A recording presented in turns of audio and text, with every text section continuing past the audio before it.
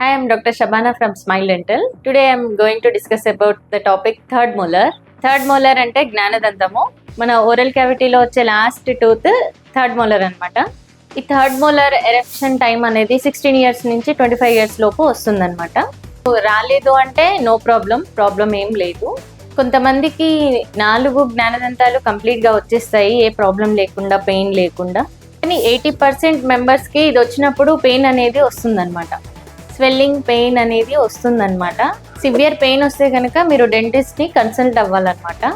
డెంటిస్ట్ని consult అయినప్పుడు వాళ్ళు మెయిన్గా చేసేది ఏంటంటే ఎక్స్రే తీసుకుంటారు. ఆ ఎక్స్రే తీసుకున్నప్పుడు ఆ జ్ఞానదంతం పొజిషన్ ఎలా ఉందనేది చూస్తారు. ఫస్ట్ ఆఫ్ ఆల్ చూసి దాన్ని బట్టి ఎక్స్ట్రాక్షన్ చేయాలా అవసరం లేదా అనేది తెలుస్తుంది అనమాట. మనకి ఎక్స్ట్రాక్షన్ ఎప్పుడు చేయాలి అంటే హారిజెంటల్గా ఉన్న పెయిన్ సివియర్గా ఉన్న పేషెంట్కి ఆ కండిషన్లో ఎక్స్ట్రాక్షన్ అనేది చేస్తామన్నమాట. కొన్ని కండిషన్స్లో ఎలా ఉంటుందంటే పెయిన్ ఒకటే ఉంటే కనుక జస్ట్ మెడికేషన్ ఇచ్చేసి చూస్తాము. అప్పుడు పెయిన్ తగ్గిపోయిందంటే ఓకే, లేదు అంటే పెయిన్ ఎక్కువ ఉంటే కనుక అప్పుడు ఎక్స్ట్రాక్షన్ చేయాల్సి వస్తుంది.